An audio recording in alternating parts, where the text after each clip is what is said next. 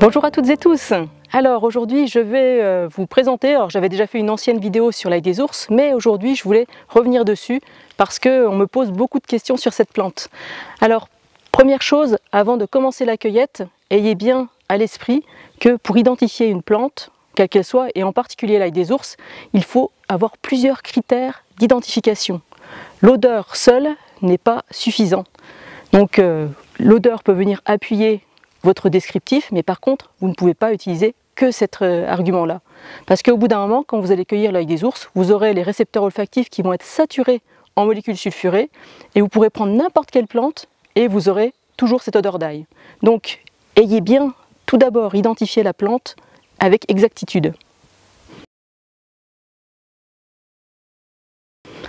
Deuxième chose, si vous ramassez l'ail des ours, pensez bien à laisser une partie des plantes, c'est-à-dire qu'en général, on va cueillir une plante sur 5 pour pouvoir laisser l'opportunité à d'autres cueilleurs d'en cueillir, à des animaux, des insectes à pouvoir en consommer, et aussi laisser surtout la possibilité à la plante de se régénérer. Alors, on va regarder tout de suite comment identifier avec certitude cet ail des ours. Alors comme je vous le disais, il est très important de bien identifier l'ail des ours parce qu'il y a des plantes très toxiques qui peuvent pousser à côté de cette plante, notamment la colchique, ça peut être aussi le muguet, souvent on en parle, et il y a aussi l'arôme.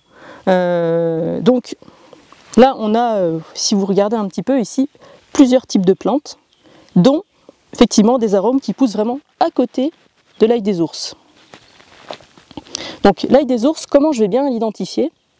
Déjà, c'est une plante qui fait partie des monocotylédones, c'est-à-dire qu'elle va avoir un seul cotylédon, ça c'est les feuilles un peu particulières qui poussent au début quand la plante va germer, et donc qui va lui donner la caractéristique d'avoir une nervation qui est parallèle. Ça c'est très très important. Après, au niveau de la forme de la plante, on a une plante qui est lancéolée, donc allongée, et qui va être très pointue au bout. Ensuite, nous aurons aussi, au niveau de son pétiole, c'est la tige de la feuille, une pétiole qui va être un peu bombée, plat et bombé. Donc déjà, quand vous avez toutes ces indications-là, vous pouvez être sûr de ne pas vous tromper.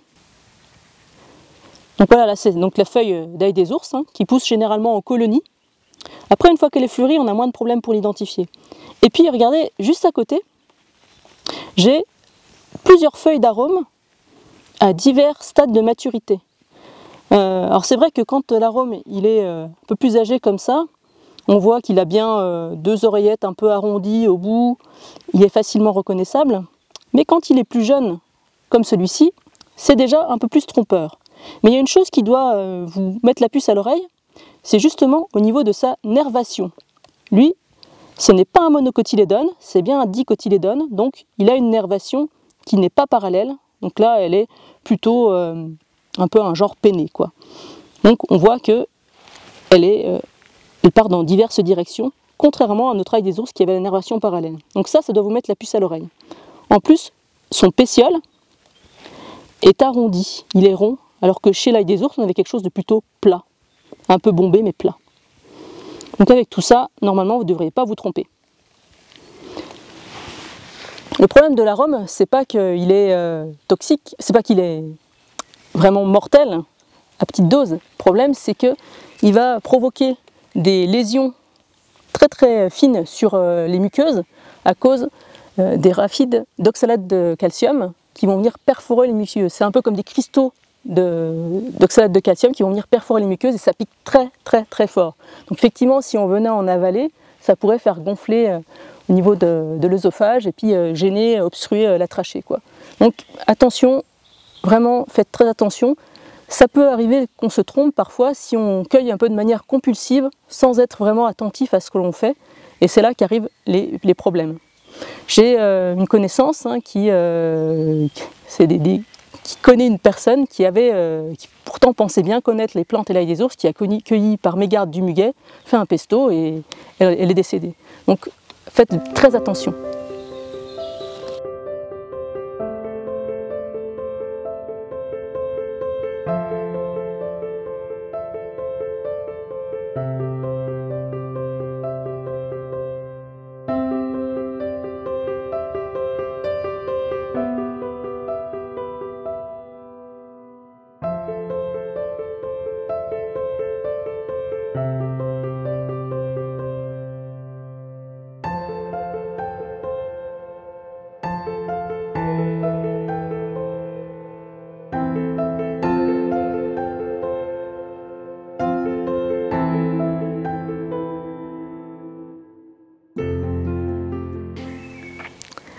Alors, par rapport à la colchique et au muguet, donc il faut savoir que les feuilles de la colchique et du muguet ne sont pas solitaires quand elles poussent. Chez la colchique, elles pousseront en général par 4, et chez le muguet, en tout cas au départ, elles sont visibles, elles sont un peu enroulées par 2, elles poussent par 2 toujours. Donc vous voyez que c'est quand même plus facile de les identifier et de les différencier. De même, la colchique va plutôt être une plante qui va pousser dans les prairies, et le muguet par contre va pousser un peu dans les mêmes milieux où pousse l'ail des ours. Donc soyez très prudents. Bon, le muguet, on va avoir une feuille un petit peu plus verte foncée, qui va être un peu plus caoutchouteuse.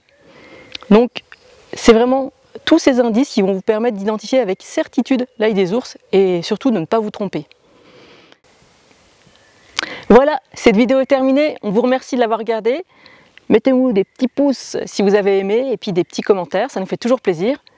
Retrouvez-nous sur notre blog, sur la page Facebook, Instagram et surtout sur le terrain pour nos stages. C'est là que vous apprendrez le plus et c'est là qu'on est le plus à votre écoute pour répondre à vos questions. Très bonne cueillette à vous, à bientôt!